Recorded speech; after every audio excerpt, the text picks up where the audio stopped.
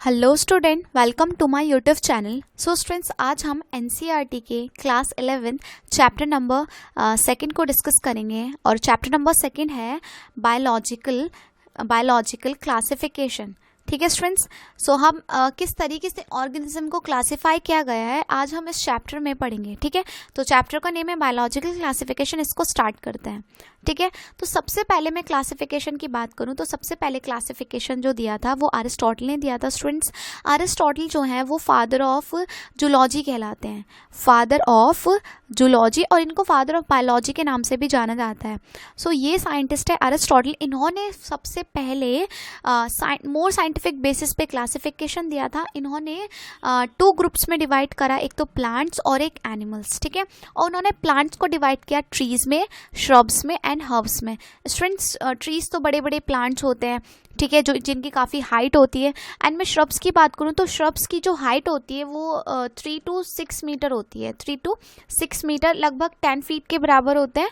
और मैं हर्ब्स की बात करूँ तो हर्ब्स जो होते हैं स्मॉल सीड बियरिंग प्लांट्स होते हैं और इनके पास स्टेम भी नहीं होता, वुडी स्टेम नहीं होता, और इनकी जो हाइट होती है वो 1 से 2 फीट होती है। ठीक है, तो उन्होंने सिंपली बोला कि प्लांट्स जो होते हैं उनको उन्होंने डिवाइड कर दिया ट्रीज में, श्रब्स में एंड हर्ब्स में।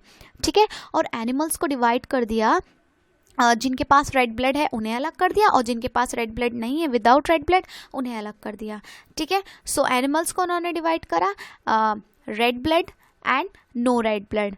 ठीक है, रेड ब्लड के अंदर आ गए मैमल्स, लिजर्ड, बर्ड्स, फिशेस। ठीक है, मैमल्स जो हो गए, जो मैमल्स वो होते हैं जिनकी बॉडी के ऊपर फाइन हेयर्स होते हैं एंड मैमरी ग्लैंड्स प्रेजेंट होती है, उन्हें मैमल्स कहते हैं। तो मैमल्स के पास रेड ब्लड होता है, लिजर्ड के पास होता है, बर्ड्स के पास होता है, फिशेस के पास होता है। और जिनके पास रेड ब्लड नहीं होता, सो वो हो गए इंसेक्ट हो गए, कुछ शेल फिशेस हो गई, जेली फिशेस हो गई, इनके पास रेड ब्लड नहीं होता। तो रेड ब्लड जिसके पास है उसे अलग रखा, जिसके पास नहीं है उन्हें अलग रख दिया। तो दोनों को सेपरेटली अलग डिफाइन करा। ठीक है, इस तरीके से उन्होंने अरिस्टोटल ने अपना क्लासिफिकेशन दिया था। बट इनके क्लासिफिकेशन ज़्यादा नहीं चला। फिर नेक्स्ट क्लासिफिकेशन आया था टू किंगडम क्लासिफिकेशन, जो कैरोलस लीनियस साइंटिस्ट ने दिया था। टू किंगडम क्लासिफिकेशन जो है 1758 में कैरोलस लीनियस ने दिया था। कैरोलस लीनियस जो है फादर ऑफ टेक्सोनॉमी कहलाते हैं, फादर ऑफ टेक्सोनॉमी। ठीक है, सो इन्होंने जो है टू किंगडम क्लासिफिकेशन दिया था। इन्होंने सिंपली बोला कि ऑर्गेनिज्म जो है इन्होंने डिवाइड करा प्लांट्स में, एनिमेलिया में। उन्होंने बोला जो एनिमल्स हैं उनको अलग रख दिया और जो प्लांट्स हैं उनको अलग रख दिया। ठीक है, बट टू किंगडम क्लासिफिकेशन जो लीनियस ने दिया था इसके कुछ ड्रॉबैक्स हैं जो मैं आपको बताती हूँ। ड्रॉबैक्स क्या क्या हैं, सो उनके ड्रॉबैक्स की मैं बात करूँ तो टू किंगडम क्लासिफिकेशन के कुछ ड्रॉबैक्स हैं। ठीक है, फर्स्ट उनका जो ड्रॉबैक है वो है, उन्होंने क्या करा, prokaryotes and eukaryotes, two type की सेल्स होती है, prokaryotic cell and eukaryotic cell. तो प्रोकैरियोट्स एंड यूकैरियोट्स को एक साथ रख दिया। ठीक है, प्लांट्स के अंदर। ठीक है, अंडर प्लांट्स। जैसे प्रोकैरियोट्स की मैं बात करूं, बैक्टीरिया जो होते हैं वो प्रोकैरियोट्स होते हैं, साइनोबैक्टीरिया प्रोकैरियोट्स होते हैं। स्ट्रेंस प्रोकैरियोट्स वो होते हैं जिनके पास वेल डिफाइंड न्यूक्लियस नहीं होता है and membrane bound organelle absent होते हैं। ठीक है, सेल के पास जो मेम्ब्रेन बाउंड ऑर्गेनल्स होते हैं वो एब्सेंट होते हैं, तो ये प्रोकैरियोट्स हो गए। ठीक है, तो बैक्टीरिया, साइनोबैक्टीरिया प्रोकैरियोट्स होते हैं एंड यूकैरियोट्स जो होते हैं स्टूडेंट्स, यूकैरियोट्स का क्या मतलब होता है, मैं आपको एक्सप्लेन करती हूँ। यू मीन्स होता है ट्रू, ठीक है, और कैरियो वर्ड यूज़ करते हैं हम किसके लिए, न्यूक्लियस के लिए। ठीक है, तो इनके पास ट्रू न्यूक्लियस होता है। मतलब ट्रू न्यूक्लियस का मतलब ये है कि न्यूक्लियस है तो न्यूक्लियस के ऊपर वेल डिफाइंड मेम्ब्रेन होगी, न्यूक्लियर मेम्ब्रेन। ठीक है, और double membrane bound cell structure, cell organelles present होंगे सेल के अंदर। ठीक है, तो हम उन्हें यूकैरियोट्स बोलते हैं, उस सेल को हम यूकैरियोटिक सेल बोलते हैं। तो यूकैरियोट्स की मैं बात करूं तो फंगी हो गए, मॉसेस हो गए, फर्न्स हो गए, जिम्नोस्पर्म्स हो गए, एंजियोस्पर्म्स हो गए, ये जो है यूकैरियोट्स होते हैं। और बैक्टीरिया, साइनोबैक्टीरिया प्रोकैरियोट्स होते हैं। तो इन्होंने प्रोकैरियोट्स, यूकैरियोट्स को अंडर प्लांट्स के अंदर ही रख दिया। ठीक है, और इसका जो रीज़न था कि उन्होंने दोनों को प्लांट्स के अंदर रखा, इसका रीज़न था कि जो है दोनों के पास, ये प्रोकैरियोट्स हो या यूकैरियोट्स, उन दोनों के पास एक यूनिक फीचर प्रेजेंट होता है जिसको बोलते हैं सेल वॉल। उनके पास, दोनों के पास, स्टूडेंट्स, बैक्टीरिया हो ये साइनोबैक्टीरिया हो या प्लांट्स हो, ये फंगी हो, तो इन सब के पास सेल वॉल प्रेजेंट होती है। तो सेल वॉल प्रेजेंट है इसलिए इन्होंने प्रोकैरियोट्स और यूकैरियोट्स को साथ में रख दिया, ठीक है। अगर मैं नेक्स्ट इनके ड्रॉबैक की बात करूँ, नेक्स्ट ड्रॉबैक था कि उन्होंने यूनिसेलुलर एंड मल्टी सेलुलर को एक साथ सेम ग्रुप में रख दिया, ठीक है। जैसे मैं बात करूँ क्लैमाइडोमोनास, क्लैमाइडोमोनास जो है एक ग्रीन एल्गी है और ये यूनिसेलुलर है, ये यूनिसेलुलर होती है, ठीक है। अगर मैं बात करूँ स्पायरोगायरा की, तो स्पायरोगायरा भी एक ग्रीन एल्गी है बट ये मल्टी सेलुलर होती है। तो उन्होंने यूनिसेलुलर और मल्टी सेलुलर को एक साथ रख दिया, ठीक है, किसके अंदर, एल्गी के अंदर, ठीक है। तो ये उनका सेकेंड ड्रॉबैक था। एंड थर्ड उनका ड्रॉबैक था कि इट डिड नॉट डिफ्रेंशिएट, वो डिफ्रेंशिएट नहीं कर पाए थे between heterotrophic fungi and autotrophic green plant. Students, heterotrophic fungi जो होते हैं वो हेटेरोट्रॉफिक होते हैं, मतलब अपने फूड के लिए किसी दूसरे पे डिपेंड रहते हैं, तो इस टाइप के न्यूट्रिशन को बोलते हैं हेटेरोट्रॉफिक न्यूट्रिशन, ठीक है। तो फंगी जो होते हैं वो हेटेरोट्रॉफिक होते हैं। अगर मैं प्लांट की बात करूँ, प्लांट ऑटोट्रॉफिक न्यूट्रिशन करते हैं, मतलब अपना खाना खुद बना रहे हैं, किसी दूसरे ऑर्गेनिज्म के ऊपर डिपेंड नहीं होते, ठीक है। वो फोटोसिंथेसिस करके अपना फूड खुद बना लेते हैं, खुद प्रिपेयर कर लेते हैं। सो उन्होंने फंगी एंड ग्रीन प्लांट्स को एक साथ रख दिया, वो डिफ्रेंशिएट ही नहीं कर पाए दोनों को। और स्टूडेंट्स, फंगी जो होती है ना, उसके पास जो सेल वॉल होती है वो काइटिन की बनी हुई होती है, काइटिनियस सेल वॉल होती है। और जबकि प्लांट की मैं बात करूँ, ग्रीन प्लांट्स की, तो ग्रीन प्लांट्स की जो सेल वॉल होती है ना, वो सेलुलोसिक होती है, मतलब सेलुलोज से मिलकर बनी हुई होती है। तो ये तीन उनके ड्रॉबैक थे। फर्स्ट, वो प्रोकैरियोट्स और यूकैरियोट्स को उन्होंने एक साथ रख दिया प्लांट्स के अंदर। सेकेंड, वो उन्होंने unicellular and multi cellular algae को एक साथ रख दिया एल्गी के अंदर, और वो डिफ्रेंशिएट नहीं कर पाए heterotrophic fungi and autotrophic green plants को, ठीक है। तो ये इनके तीन ड्रॉबैक थे जो टू किंगडम क्लासिफिकेशन दिया था कैरोलस लिनियस ने। अब नेक्स्ट मैं बात करती हूँ नेक्स्ट क्लासिफिकेशन की, जो दिया था 5 किंगडम क्लासिफिकेशन, वो दिया था R.H. व्हिटेकर ने। सो R.H. व्हिटेकर जो साइंटिस्ट थे, उन्होंने 5 किंगडम क्लासिफिकेशन दिया था और उन्होंने 1969 में पर्पस किया था। इसको याद रखना, इसका ईयर को इम्पॉर्टेंट है, ठीक है। तो 5 किंगडम क्लासिफिकेशन में उन्होंने बताया कि सिंपली उन्होंने ऑर्गेनिज्म को डिवाइड कर दिया, 5 किंगडम बना दिए उन्होंने। पहला उनका किंगडम था मोनेरा, एंड सेकंड उन्होंने बना दिया किंगडम प्रोटिस्टा, एंड थर्ड बना दिया उन्होंने किंगडम फंगी, एंड फोर्थ बना दिया उन्होंने किंगडम प्लांटी, एंड फिफ्थ उनका था किंगडम एनिमेलिया, जिसके अंदर ह्यूमंस आते हैं। किंगडम एनिमेलियास के अंदर एनिमल्स आते हैं, ह्यूमंस आते हैं, ठीक है। तो इस तरीके से उन्होंने 5 किंगडम क्लासिफिकेशन दिया था। अब क्वेश्चन ये उठता है कि किस बेसिस पे क्या दिया था उन्होंने, ये क्लासिफिकेशन जो दिया था उनके बेसिस क्या थे, क्या क्या चीज़ें उन्होंने देखी इसमें। सो स्टूडेंट्स, उन्होंने क्लासिफिकेशन जो दिया था वो सेल का स्ट्रक्चर देखा कि सेल कैसी है, प्रोकैरियोट्स है, यूकैरियोट्स है। थैलस ऑर्गेनाइजेशन, मतलब बॉडी का ऑर्गेनाइजेशन कहता है, कैसा है बॉडी का, किस तरीके की बनी हुई है, मतलब कौन सिंगल सेल है या मल्टी सेलुलर है, या टिश्यू से मिलकर बनी है, या ऑर्गन से, ये। और मोड ऑफ न्यूट्रिशन देखा थर्ड उन्होंने, मतलब किस तरीके का मोड ऑफ न्यूट्रिशन कर रहे हैं, ऑटोट्रॉफिक हेटेरोट्रॉफिक न्यूट्रिशन है। रिप्रोडक्शन देखा उन्होंने, किस तरीके का रिप्रोडक्शन कर रहे हैं, किस टाइप का रिप्रोडक्शन कर रहा है। एंड नेक्स्ट उन्होंने देखा फाइलोजेनेटिक रिलेशनशिप, मतलब इवोल्यूशन किस तरीके से हुआ है उनका, उस चीज़ को कंसिडर किया इन्होंने। 5 जो है उनके बेसिस थे क्लासिफिकेशन के। पहला है सेल स्ट्रक्चर, एंड सेकेंड है थैलस ऑर्गेनाइजेशन, एंड थर्ड है mode of reproduction nutrition, and fourth है रिप्रोडक्शन, एंड फिफ्थ है फाइलोजेनेटिक रिलेशनशिप। तो R.H. व्हिटेकर ने 1969 में 5 किंगडम क्लासिफिकेशन दिया, ठीक है। अब हम नेक्स्ट आगे देखते हैं। सबसे पहले हम 5 किंगडम क्लासिफिकेशन की कुछ कैरेक्टरिस्टिक्स के बारे में देखते हैं, उनके बारे में स्टडी करते हैं कि क्या कैरेक्टरिस्टिक्स थी 5 किंगडम क्लासिफिकेशन की, ठीक है। तो 5 किंगडम क्लासिफिकेशन की कुछ कैरेक्टरिस्टिक थी। पहला मैं बात करूँ सेल टाइप, जैसे ये मोनेरा किंगडम है, ये प्रोटिस्टा है, ये फंगी है, ये प्लांटी है, ये एनिमेलिया है। सो इनके अंदर किस तरीके का सेल टाइप है, सेल कैसी है। सो स्टूडेंट्स, मोनेरा जो होते हैं वो प्रोकैरियोट होते हैं, उनकी जो सेल होती है वो प्रोकैरियोटिक सेल होती है। जस्ट मैंने अभी बताया था आपको, प्रोकैरियोटिक सेल के पास वेल डिफाइंड न्यूक्लियस नहीं होगा। वेल डिफाइंड न्यूक्लियस का मतलब है कि न्यूक्लियस के ऊपर कोई न्यूक्लियर मेम्ब्रेन नहीं होगी, और जो सेल के अंदर मेम्ब्रेन बाउंड ऑर्गेनल होते हैं ना, वो भी एब्सेंट होंगे, ठीक है। यूकैरियोटिक सेल जो होती है उसके पास वेल डिफाइंड न्यूक्लियस होगा, मेम्ब्रेन बाउंड ऑर्गेनल्स भी प्रेजेंट होंगे, ठीक है। फंगी भी यूकैरियोट्स के अंदर आते हैं, प्लांटी भी यूकैरियोट्स के अंदर आते हैं, एंड एनिमेलिया भी यूकैरियोट्स के अंदर आते हैं, ठीक है। अगर मैं बात करूँ सेल वॉल की, तो सेल वॉल जो होती है उनकी सेल वॉल का स्ट्रक्चर जो होता है वो कैसा होता है स्टूडेंट्स। मोनेरा की जो सेल वॉल होती है वो नॉन सेलुलोसिक होती है। अगर मैं प्लांट की बात करूँ तो प्लांट की सेल वॉल सेलुलोज से मिलकर बनी हुई होती है, जो कि कार्बोहाइड्रेट है। और इसकी मोनेरा की बात करूँ, मोनेरा के अंदर जितने भी बैक्टीरियाज आते हैं उनकी जो सेल वॉल होती है आउटर लेयर वो नॉन सेलुलोसिक होती है, सेलुलोज से मिलकर नहीं बनी होती, वो बनी होती है पॉलीसेकेराइड प्लस अमाइनो एसिड, इन दो चीज़ों से मिलकर बनी हुई होती है। ठीक है, अगर मैं प्रोटिस्टा की बात करूं सेल वॉल की, तो कुछ कुछ प्रोटिस्टास के अंदर सेल वॉल प्रेजेंट होती है। ठीक है, अगर फंगी की बात करें, फंगी के अंदर प्रेजेंट होती है और बनी हुई किस कंपाउंड की बनी हुई होती है, तो काइटिन की बनी हुई होती है। स्टूडेंट्स, काइटिन भी एक पॉलीसेकेराइड है और कार्बोहाइड्रेट के अंदर आता है एंड ये पॉलीसेकेराइड है। ठीक है, और एनिमेलिया की बात करें तो एनिमेलिया के अंदर तो एब्सेंट होती है। स्टूडेंट्स, प्लांट सेल और एनिमल सेल के अंदर मेन डिफरेंस यही है कि एनिमल सेल के पास सेल वॉल एब्सेंट होती है एंड प्लांट के पास प्रेजेंट होती है। सो ये जो सेल वॉल है वो एनिमल्स के पास एब्सेंट होती है। ठीक है स्टूडेंट्स, ह्यूमंस भी एनिमेलिया किंगडम के अंदर आते हैं, हमारे पास भी सेल वॉल जो है वो एब्सेंट होती है। हमारे पास जो आउटर मेम्ब्रेन होती है वो सिर्फ और सिर्फ प्लाज्मा मेम्ब्रेन होती है। ठीक है, अगर मैं बात करूँ न्यूक्लियर मेम्ब्रेन की, न्यूक्लियस के ऊपर जो न्यूक्लियर मेम्ब्रेन होगी, जैसे ये न्यूक्लियस है तो उसके ऊपर जो ये न्यूक्लियर मेम्ब्रेन होगी वो प्रेजेंट होगी या एब्सेंट होगी। अगर मोनेरा की बात करें, जस्ट अभी हमने बात करी, मोनेरा प्रोकैरियोट्स होते हैं, तो प्रोकैरियोट्स के पास तो सेल न्यूक्लियर मेम्ब्रेन होती नहीं है तो एब्सेंट होगी।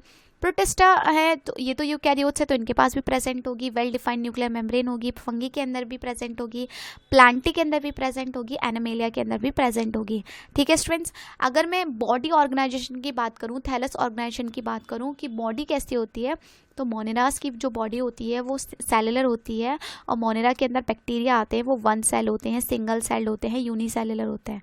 ठीक है, अगर मैं बात करूँ प्रोटिस्टा की, तो प्रोटिस्टा के अंदर भी ये सेलुलर होती है, सेलुलोज से मिलकर बनी हुई होती है।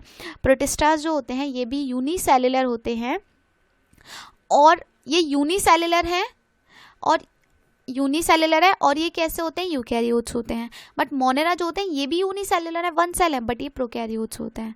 ठीक है, अगर मैं फंगी की बात करूँ तो फंगी की जो बॉडी ऑर्गेनाइजेशन होती है, सेल वो मल्टी सेलुलर होती है, मतलब बहुत सारी सेल से मिलकर बने हुए होते हैं और लूज टिश्यू में प्रेजेंट होते हैं। स्टूडेंट्स, टिश्यूज़ जो होते हैं ना, सेल्स का ग्रुप जो सेम फंक्शन परफॉर्म कर रहा है, सिमिलर फंक्शन परफॉर्म कर रहा है, वही जो है वो टिश्यू बनाता है। सो फंगी के अंदर मल्टी सेलुलर होते हैं, फंगी यानी लूज टिश्यू से मिलकर बनी हुई होती है। अगर मैं प्लांटी की बात करूँ तो प्लांटी के अंदर जो है टिश्यूज़ भी होते हैं एंड ऑर्गन भी होते हैं। स्टूडेंट्स, सेल्स का ग्रुप जो सेम फंक्शन परफॉर्म कर रहा है वो मिलके बनाएगा टिश्यू एंड टिश्यू का जो ग्रुप वो मिलके बनाएगा एक ऑर्गन को। तो प्लांटी के अंदर ऑर्गन एंड टिश्यू मिलते हैं। ठीक है, अगर मैं एनिमेलिया की बात करूं, किंगडम एनिमल की, तो इसके अंदर tissue, organ and organ system आता है।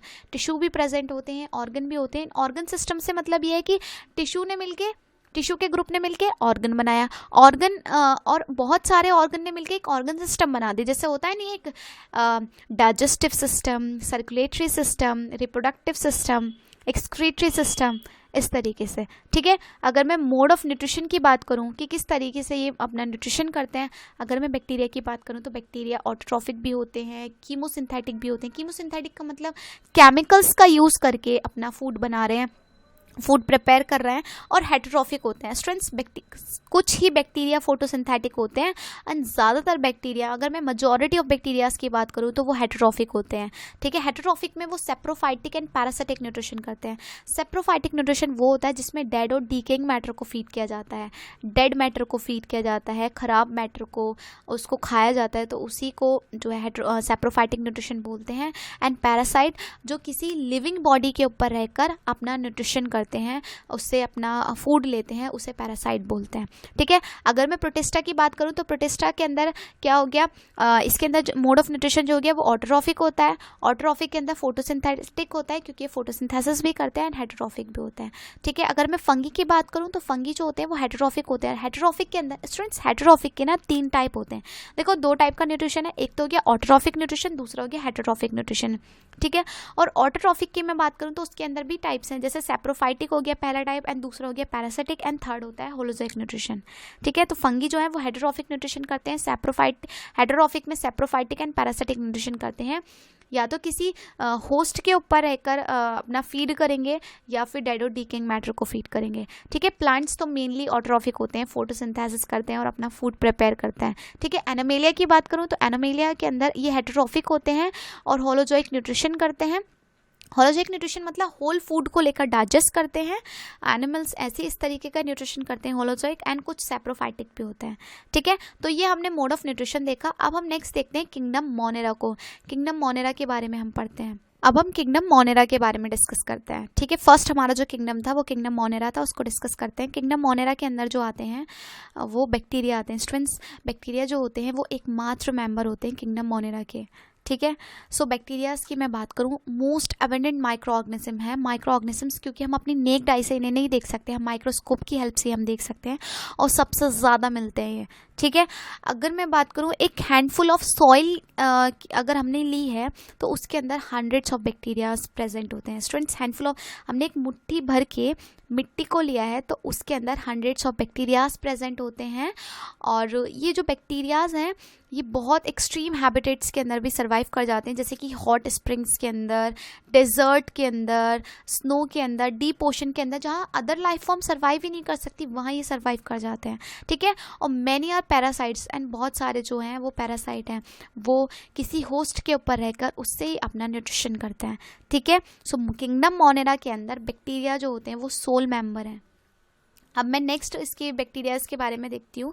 नेक्स्ट मैं बात कर दूँ बैक्टीरिया के बारे में। नेक्स्ट है कि इसकी शेप की बात करते हैं बैक्टीरिया की, कि शेप के अगर मैं बेसिस पे बात करूँ तो बैक्टीरिया 4 टाइप्स के होते हैं। ठीक है, पहला है कोकस, कोकस शेप्ड। कोकस मतलब स्फेरिकल, इस तरीके से स्फेरिकल फॉर्म में होते हैं, इस शेप में। जैसे डिप्लोकोकस निमोनिया इसका एग्जाम्पल हो गया। डिप्लोकोकस निमोनिया बैक्टीरिया का नेम है जो स्फेरिकल शेप होता है। ठीक है, अगर मैं बात करूँ नेक्स्ट शेप की, नेक्स्ट है बेसिलस। बेसिलस जो होता है वो रोड शेप बैक्टीरियाज होते हैं। ठीक है, इस तरीके से रोड शेप में होते हैं ये। और अगर मैं बात करूँ बिवरियम, बिवरियम जो शेप होती है उसे कॉमन शेप कहते हैं, जैसे होता है बिवरियो कॉलेरा बैक्टीरिया। बिवरियो कॉलेरा बैक्टीरिया, ये बैक्टीरिया जो है ये कॉलेरा करता है ह्यूमंस के अंदर।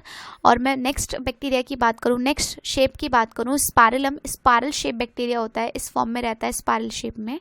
ठीक है, और बैक्टीरिया इसकी ये देखो क्लॉस्ट्रीडियम टिटनाई जो टिटनेस करता है वो रोड शेप होता है, बेसिलस होता है। स्ट्रेप्टोकोकस निमोनी जो निमोनिया करता है, एंड स्टेफाइलोकोकस और क्लॉस्ट्रीडियम बोटिलिकम, ये सारे की सारे बैक्टीरियाज होते हैं। और ये विब्रियो कॉलेरा, ये बैक्टीरिया के पास फ्लैजिला प्रेजेंट होता है। फ्लैजिला जो होता है बैक्टीरिया का मूवमेंट में हेल्प करता है।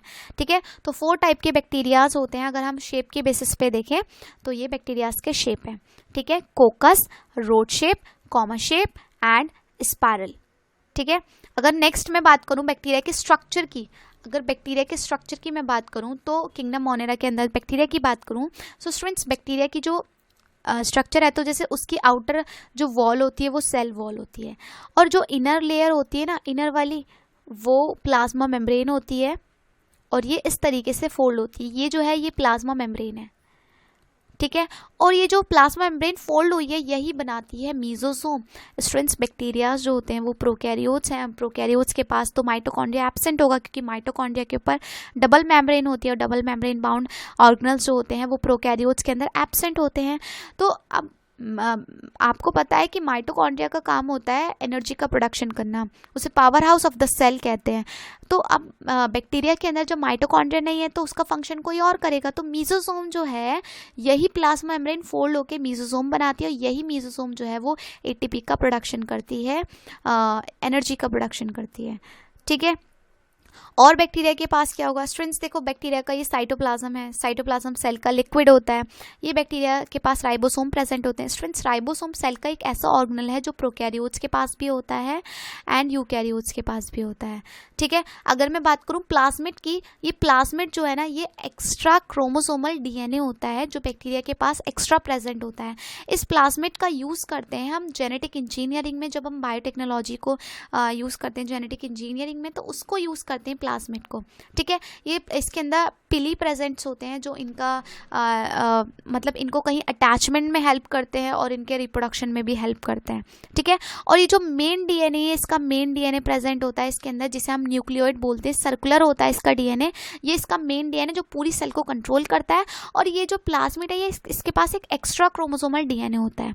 ठीक है, और ये जो होता है ये बैक्टीरिया का फ्लैजिला होता है जो इसका मूवमेंट में हेल्प करता है, लोकोमोशन में हेल्प करता है। ठीक है स्टूडेंट्स, तो ये बैक्टीरिया का स्ट्रक्चर है। बैक्टीरिया का स्ट्रक्चर तो बहुत सिंपल होता है। अगर मैं बैक्टीरिया की स्ट्रक्चर की बात करूँ तो बैक्टीरिया का स्ट्रक्चर बहुत सिंपल होता है, बट इनका जो बिहेवियर है वो बहुत कॉम्प्लेक्स होता है, एंड ये बहुत ज़्यादा मेटाबॉलिक एक्टिविटी को शो करते हैं, मेटाबॉलिक डाइवर्सिटी बहुत ज़्यादा शो करते हैं। स्टूडेंट्स, मेटाबॉलिज्म जो होता है वो जितनी भी बॉडी के अंदर केमिकल रिएक्शन होती है उसे मेटाबॉलिज्म बोलते हैं, ठीक है। और ये जो बैक्टीरियाज होते हैं ये बहुत ज़्यादा मेटाबॉलिक डाइवर्सिटी को शो करते हैं, मतलब डिफरेंट सबस्ट्रेट से जो है एनर्जी प्रोवाइड करते हैं, एनर्जी इनको यूज़ करते हैं, एनर्जी का डिफरेंट सबस्ट्रेट्स का यूज़ करते हैं, एनर्जी का प्रोडक्शन करवाते हैं, इसलिए मेटाबॉलिक डाइवर्सिटी को शो करते हैं ये बहुत ज़्यादा। स्टूडेंट्स, मैंने जस्ट अभी आपको बताया था कि कुछ बैक्टीरियाज जो होते हैं वो ऑटोट्रॉफिक होते हैं, मतलब अपना फूड खुद बना सकते हैं इनऑर्गेनिक सबस्ट्रेट से, एंड मेजॉरिटी में जो बैक्टीरियाज हैं वो हेटेरोफिक होते हैं, मतलब अपने फूड के लिए किसी दूसरे ऑर्गेनिज्म पे डिपेंड रहते हैं, डेड ऑर्गेनिक मैटर पे डिपेंड रहते हैं अपने फूड के लिए। और तो मेजॉरिटी ऑफ बैक्टीरिया जो होते हैं वो हेटेरोट्रॉफ्स होते हैं, ठीक है। अगर मैं बात करूं किंगडम मोनेरा के क्लासिफिकेशन की बात, तो इसके अंदर मैंने बैक्टीरिया की मैं बात करती हूँ, मेन इसके अंदर बैक्टीरियाज आते हैं। अब बैक्टीरियाज जो होते हैं वो 2 टाइप्स में दिखा रखा है, एक तो आर्की बैक्टीरियाज होते हैं एंड दूसरे जो होते हैं वो दूसरे बैक्टीरिया यू बैक्टीरिया होते हैं। स्टूडेंट्स, जो यू बैक्टीरिया होते हैं इन्हें ट्रू बैक्टीरिया कहते हैं, ये ट्रू बैक्टीरिया होते हैं। और ये जो आर्की बैक्टीरिया है ना, ये आर्की बैक्टीरिया हेलोफाइल्स होते हैं, मतलब बहुत ज़्यादा सॉल्टी कंडीशन को टॉलरेट कर लेते हैं, सॉल्टी कंडीशन को, ठीक है। थर्मो एसिडोफिल्स है, मतलब बहुत ज़्यादा टेम्परेचर को टॉलरेट कर लेते हैं। और मीथोजन्स होते हैं, ये मार्शी एरिया के अंदर ग्रो करते हैं और मीथेन गैस का प्रोडक्शन करते हैं। मीथोजन्स जो होते हैं स्टूडेंट्स, र्यूमिनेंट एनिमल्स जो होते हैं ना, जैसे काव, बफेलो, उनके गट के अंदर रहते हैं, गट में प्रेजेंट होते हैं, और वहाँ पे इनका सेलुलोज के डाइजेशन में हेल्प करते हैं, क्योंकि जो बफेलोज होती हैं, काउज होती हैं, वो प्लांट्स को फीड करती हैं, एंड प्लांट्स की जो सेल वॉल बनी होती है वो सेलुलोज से मिलकर बनी हुई होती है, और सेलुलोज को डाइजेस्ट करने के लिए बैक्टीरियाज जो होते हैं वो हेल्प करते हैं उनकी। और जैसे ही काउस बफेलोज के डंग में ही साथ साथ ये बैक्टीरियाज भी रिलीज होते हैं और वहीं से मीथेन गैस का प्रोडक्शन करते हैं, जिसे हम बायोगैस भी कहते हैं, ठीक है। तो ये जो आर्की बैक्टीरिया हैं बहुत हार्श हैबिटेट में, एक्सट्रीम हार्श हैबिटेट में सर्वाइव कर जाते हैं, एक्सट्रीम बहुत ज़्यादा सॉल्टी एरिया के अंदर ये सर्वाइव कर जाएंगे। ये थर्मो एसिडोफिल्स हैं, क्योंकि टेम्परेचर को टॉलरेट कर लेते हैं, ये 100 डिग्री सेल्सियस से भी ज़्यादा टेम्परेचर को टॉलरेट कर सकते हैं, एंड मीथोजन से मार्शी एरिया के अंदर रहते हैं और जो है मीथेन गैस का प्रोडक्शन कराते हैं। अगर मैं यू बैक्टीरिया की बात करूं तो यू बैक्टीरिया के न्यूट्रिशन की, तो ये ऑटोट्रॉफिक भी होते हैं, हेटेरोट्रॉफिक भी होते हैं। अगर ऑटोट्रॉफिक की बात करूं तो फोटोसिंथेटिक ऑटोट्रॉफ्स, मतलब सनलाइट का यूज़ करके अपना न्यूट्रिशन कर लेंगे, फूड बना लेंगे। और अगर मैं कीमोसिंथेटिक ऑटोट्रॉफ्स की बात करूं, मतलब केमिकल्स का यूज़ करके ये अपना फूड बना सकते हैं, फूड प्रिपेयर कर सकते हैं। और हेटेरोट्रॉफ्स की मैं बात करूं, हेटेरोट्रॉफिक के अंदर या तो ये पैरासिटिक होंगे, मतलब किसी होस्ट के ऊपर रहकर अपना जो है सारी रिक्वायरमेंट्स को फुलफिल करेंगे, एंड या तो ये सेप्रोफाइटिक हो सकते हैं, मतलब डेड और डीकेइंग मैटर को फीड करेंगे, ठीक है। सो ये अब मैं सबसे पहले बात करूंगी आर्की बैक्टीरियाज की, कि आर्की बैक्टीरियाज का स्ट्रक्चर कैसा होता है। स्टूडेंट्स, जस्ट अभी मैंने बताया कि ये जो है ये हेलोफाइल्स हैं।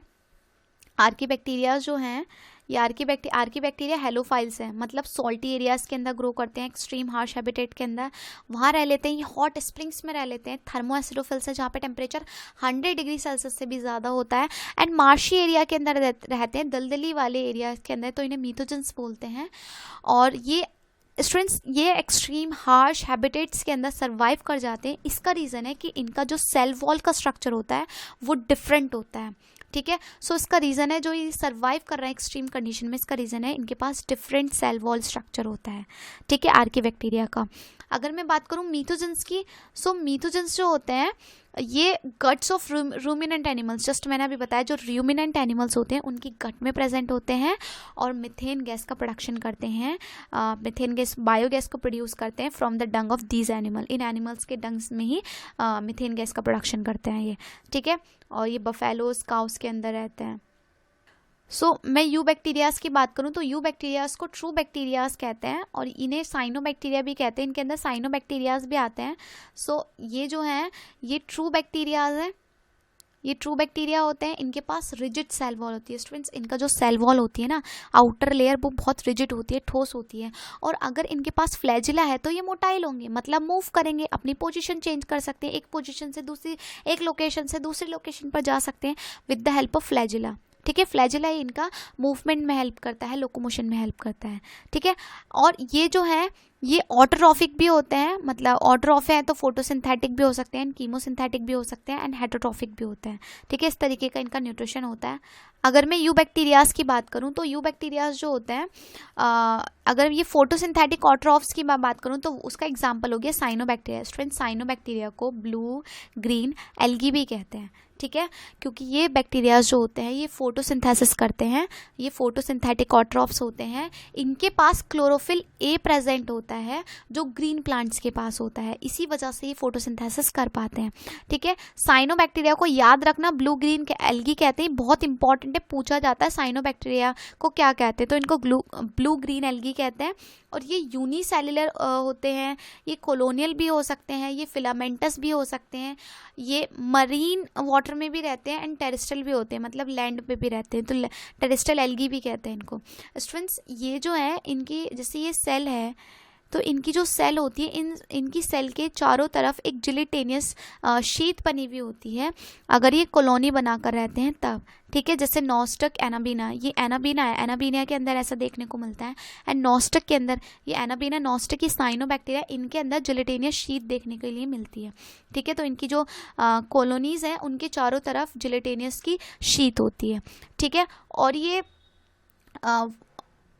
पोल्यूटेड वाटर, ये जो है ब्लूम्स का फॉर्मेशन करते हैं, पोल्यूटेड वाटर के अंदर ब्लूम्स बनाते हैं। ठीक है, और ये एटमॉस्फेरिक नाइट्रोजन को फिक्स भी कर सकते हैं। स्टूडेंट्स, इनके पास, ये नॉस्टक एनाबीना के पास कुछ स्पेशलिस्ट सेल्स होती है जिन्हें हेट्रोसिस्ट सेल्स कहते हैं। इन हेट्रोसिस्ट सेल्स की हेल्प से ही ये नाइट्रोजन का फिक्सेशन करते हैं। स्टूडेंट्स, नाइट्रोजन जो है वो एटमॉस्फेयर के अंदर प्रेजेंट होती है और प्लांट्स को नाइट्रोजन की रिक्वायरमेंट होती है। ठीक है, तो नाइट्रोजन की रिक्वायरमेंट को फुलफिल करने के लिए प्लांट्स, ये बैक्टीरियाज इनकी हेल्प करते हैं। सो ये जो नॉस्टिक एनाबीना बैक्टीरिया है, यही इनकी जो सेल्स है हेट्रोसिस्ट, वहीं पे नाइट्रोजन का फिक्सेशन होता है। एटमॉस्फेयर की जो नाइट्रोजन है उसको अमोनिया में कन्वर्ट करके ये प्लांट्स को प्रोवाइड कराते हैं। ठीक है, तो नॉस्टिक एनाबीना इसका एग्जाम्पल हो गया। अगर मैं बात करूँ यू बैक्टीरियाज के नेक्स्ट फीचर की, ये कीमोसिंथेटिक ऑटोट्रॉफ्स भी हो सकते हैं। ठीक है, तो इसकी मैं बात करूं तो कीमोसिंथेटिक मतलब केमिकल्स का यूज़ करके ये अपने लिए एनर्जी बनाएंगे, अपने लिए फूड का प्रोडक्शन करेंगे। ठीक है, तो जैसे ग्रीन सल्फर बैक्टीरियाज होते हैं, पर्पल सल्फर बैक्टीरियाज होते हैं, ये क्या करते हैं, ये इनऑर्गेनिक सबस्ट्रेट को ऑक्सीडाइज करते हैं, जैसे नाइट्रेट को, नाइट्राइट को, अमोनिया को, और उससे बनाते हैं एटीपी, उससे बनाते हैं एनर्जी, एडिनोसिन ट्राइफॉस्फेट का फॉर्मेशन करते हैं एटीपी का। ठीक है, और ये न्यूट्रिएंट को रिसाइकिल करने में भी हेल्प करते हैं, जैसे नाइट्रोजन को, फॉस्फोरस को, आयरन को, सल्फर को। ठीक है, तो ये जो है बैक्टीरियाज कीमोसिंथेटिक ऑटोट्रॉफ्स होते हैं, केमिकल्स का यूज़ करके एटीपी का प्रोडक्शन करते हैं। नेक्स्ट साइनोबैक्टीरियाज के अंदर मैं बात करूं हेटेरोट्रॉफिक बैक्टीरियाज की, यू बैक्टीरियाज की मैं बात करूं, हेटेरोट्रॉफिक बैक्टीरियाज होते हैं। हेटेरोट्रॉफिक बैक्टीरियाज जो होते हैं मजॉरिटी में मिलते हैं, सबसे ज़्यादा मिलते हैं नेचर में, और ये डिकम्पोजर्स होते हैं, ये इंपॉर्टेंट डिकम्पोजर्स हैं। स्टूडेंट्स, डिकम्पोजर्स जो वो होते हैं जो डेड और डीकिंग मैटर को फीड करते हैं, डेड मैटर को, डीकिंग मैटर को फीड करते हैं। ठीक है, तो उन्हें डिकम्पोजर्स बोलते हैं। सो हेटेरोट्रॉफिक बैक्टीरियाज एनवायरनमेंट में, नेचर में सबसे ज़्यादा मिलते हैं। ठीक है, नेक्स्ट मैं बात करूँ यू बैक्टीरिया का, मतलब ये जो बैक्टीरियाज हैं ये ह्यूमन के लिए, ह्यूमन अफेयर्स में क्या इम्पैक्ट डालते हैं, ठीक है, उनके बारे में हम डिस्कस करते हैं। सो स्टूडेंट्स, ये जो है कर्ड बनाने में हेल्प करते हैं बैक्टीरियाज। स्टूडेंट्स, मिल्क जो है, मिल्क के अंदर लैक्टोज शुगर होती है, ये लैक्टोज शुगर जो होती है, लैक्टोज शुगर होती है, ये सबसे लीस्ट स्वीटेस्ट शुगर है, सबसे कम मीठी शुगर होती है। तो इस मिल्क के अंदर जो लैक्टोज शुगर होती है, सो इस पे कुछ बैक्टीरियाज काम करते हैं जिन्हें लैब बोलते हैं, लैक्टिक एसिड बैक्टीरिया, या हम लैक्टोबैसिलस भी बोलते हैं बैक्टीरिया को। सो यही बैक्टीरिया है, यही क्या करते हैं, मिल्क को कन्वर्ट कर देते हैं कर्ड में। सो मिल्क के अंदर जो लैक्टोज शुगर होती है उस पर लैब बैक्टीरिया काम करेंगे, लैक्टिक एसिड बैक्टीरिया या लैक्टोबैसिलस, और उसको कन्वर्ट कर देते हैं लैक्टोज शुगर को लैक्टिक एसिड में। लैक्टिक एसिड में कन्वर्ट कर देते हैं, और यही लैक्टिक एसिड जो मिल्क के अंदर प्रोटीन होती है, केजिन प्रोटीन होती है, उसका कोगुलेशन कर देता है। यही लैक्टिक एसिड जो है मिल्क प्रोटीन का लैक्टिक एसिड, ये मिल्क प्रोटीन का कोगुलेशन कर देता है। ये मिल्क के अंदर प्रोटीन प्रेजेंट होती है केजिन, इसका कोगुलेशन करता है, इसको जमा देता है। इसी वजह से मिल्क जो है वो थोड़ा जमा सा फटा सा लगता है, ठीक है। सो ये लैक्टोबैसिलस बैक्टीरियाज हैं जो मिल्क से कर्ड का फॉर्मेशन कराते हैं, ठीक है। और एंटीबायोटिक के प्रोडक्शन में भी हेल्प करते हैं स्टूडेंट्स। एक एंटीबायोटिक है जिसका नाम है स्ट्रेप्टोमाइसिन एंटीबायोटिक है। इस एंटीबायोटिक का यूज़ ये एंटीबायोटिक जो है एक बैक्टीरिया से ही एक्सट्रैक्ट की गई है, एक बैक्टीरिया से ही अलग की गई है, ठीक है। और next fixing nitrogen in legume roots. Students, जो लेग्यूमिनस प्लांट्स होते हैं, पल्सेस वाली फैमिली, जो दाल वाली फैमिली होती है, उन्हें लेग्यूमिनस प्लांट कहते हैं। तो उनकी जो लेग्यूम्स रूट होती है ना, उनके अंदर नाइट्रोजन का फिक्सेशन करते हैं। नाइट्रोजन का फिक्सेशन मतलब एटमॉस्फेयर के अंदर जो नाइट्रोजन प्रेजेंट है उसको अमोनिया में कन्वर्ट करा के प्लांट्स को प्रोवाइड कराते हैं, क्योंकि नाइट्रोजन प्लांट्स के लिए बहुत इंपॉर्टेंट है, ठीक है। और जो है कुछ डिसीज़ भी करते हैं, पैथोजेंस हैं। अगर डिसीज़ करें तो हम इन्हें पैथोजेंस बोलेंगे। जैसे कि ये जो है कॉलेरा डिसऑर्डर करते हैं। कॉलेरा जो है विब्रियो कॉलेरा की वजह से होता है, कॉलेरा की वजह से। और ये जो है टाइफाइड, ये साल्मोनेला टाइफी की वजह से होता है। साल्मोनेला टाइफी एक बैक्टीरिया है, इसकी वजह से होता है, ठीक है। और ये जो इसको कंफर्म करने के लिए टाइफाइड को कंफर्म करने के लिए एक टेस्ट होता है जिसे बोलते हैं विडॉल टेस्ट। और ये जो है और डिसऑर्डर करता है, जैसे टिटनस करता है, सिट्रस कैंकर करता है। सिट्रस कैंकर प्लांट के अंदर ये डिसऑर्डर करता है। एक बैक्टीरिया है जिसका नाम है ज़ैंथोमोनास सिट्री, ये बैक्टीरिया सिट्रस कैंकर करता है प्लांट्स के अंदर, ठीक है। अगर नेक्स्ट मैं रिप्रोडक्शन की बात करूं, बैक्टीरियाज के रिप्रोडक्शन की, तो मेनली बैक्टीरियाज जो हैं वो फ्रेगमेंटेशन करते हैं, मेनली फिजन करते हैं। उनका जो मेन रिप्रोडक्शन है वो फिजन है। फिजन क्या होता है, बैक्टीरियाज, जैसे ये एक बैक्टीरिया है, उसके अंदर ये न्यूक्लियस प्रेजेंट है। सो अपने पहले न्यूक्लियस को डबल करेंगे, ठीक है, कुछ इस तरीके से डबल करते हैं, और क्या करते हैं, इस तरीके से अलग अलग हो जाते हैं न्यूक्लियस को लेकर। सो ये न्यू बैक्टीरियाज बन गए, न्यू बैक्टीरिया, ठीक है, ये न्यू बैक्टीरिया बन गए। सो इस तरीके से ये फिजन करते हैं। और ये अगर अनफेवरेबल कंडीशन होती है, इनके अकॉर्डिंग इन्वायरमेंट नहीं होता, तो ये स्पोर्स का प्रोडक्शन करते हैं, ठीक है। और ये सेक्सुअल रिप्रोडक्शन भी करते हैं। सेक्सुअल रिप्रोडक्शन में ये डीएनए को ट्रांसफ़र कर देते हैं एक बैक्टीरिया से दूसरे बैक्टीरिया में, ठीक है। नेक्स्ट अगर मैं बात करूँ, नेक्स्ट जो है इसका माइकोप्लाज्म की मैं बात करूं, जो माइकोप्लाज्म होता है ये भी एक बैक्टीरिया स्टूडेंट्स। ये जो है स्मॉलेस्ट सेल है, ये स्मॉलेस्ट लिविंग सेल है, और ये एक बैक्टीरिया है, और ये विदाउट ऑक्सीजन सर्वाइव करता है, और इसके पास सेल वॉल भी नहीं होती, सेल वॉल एब्सेंट होती है इसके अंदर, ठीक है।